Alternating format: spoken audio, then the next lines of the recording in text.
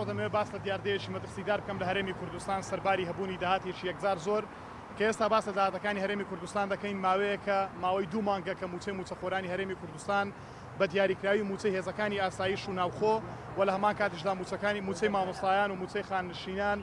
بە شێوەیەکی زۆر نابەرپرسانە دوا دەکەوێت بە تایبەتی لە پارێزگای سلێمانی و هەڵەبجە و ئیدارەکانی ڕاپەڕن و گەرمیان.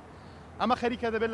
لە حاڵەتەوە دەبێت بە دیاردەیەکی مەترسیدار ئەم هێزانە کە ڕۆژانە دەوامی یاسایی خۆیان دەکەن و لە هەمان کاتیشدا ڕۆڵێکی گرنگ دەبین لە پاراستنی هەرێمی کوردستان لە ئەمن و ئاسایش بەڵام موچەکانیان دوا دەکەوێت. من لێرە دەمەوێت کە ئاماژە بۆ بکەم کە ئێستا حکوومەتی هەرێمی کوردستان وەکو چەند جارێک لە پێشودا ئاماژەمان پێکردو بەڵام ئێستا کە جیاوازیەکی هەیە کە پارەی تەواوی لەبەردەستە بۆ دابەشکردنی موچە.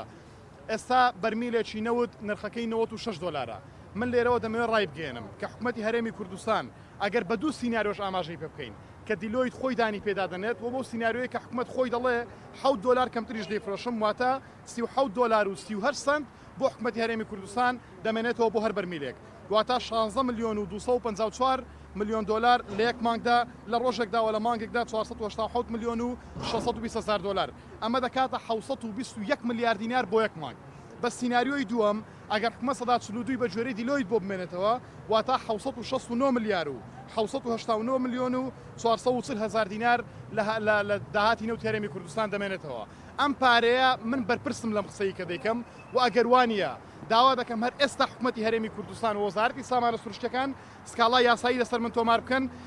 و من دڵنیاتان دەکەمەوە خەڵکی کوردستان دڵنیا دەکەمەوە کەم پارەی بۆ حکوومەت هەرێمی کوردستان دەمێنێتەوە لە کاتێکدا کە 769 میلیارد دینار بۆ حکوومەت دەمێنێتەوە نزیک بە 300 میلیارد دیناریش داهاتی ناوخۆمان هەیە ماگانە ئەمە دەکات تریلیۆنێک و 69 میلیارد دینار جگەلەوەی کە 200 میلیاردش لە بەغداوە دێت کە دەکاتە تریلیۆنێک و نزیک بە 300 میلیارد دینار لە مانگێکدا لە کاتێکدا کە ئێمە تەنها 900 میلیارد دینار موچەی موچەخۆرانی هەرێمی کوردستانە و لە هەمان کاتیشدا ملیۆنێک و 400 هزار موچەخۆرمان هەیە لە هەرێمی کوردستاندا کە موچەکەیان 900 میلیارد دینارە. من دەپرسم سەرباری ئەو هەموو پارەی کە لە بەردەستی حکوومەتی هەرێمی کوردستانە بە بیانوویەک پارەی هێزەکانی ئاسایشی ناوخۆ و لە هەمان کاتدا پارەی خانەنشینی پارەی مامۆستایان پارەی سەرجەم موچەخۆران بە تایبەتی لە پارێزگاکانی سلێمانی و ئیدارەکانی هەڵەبجە و گەرمیان و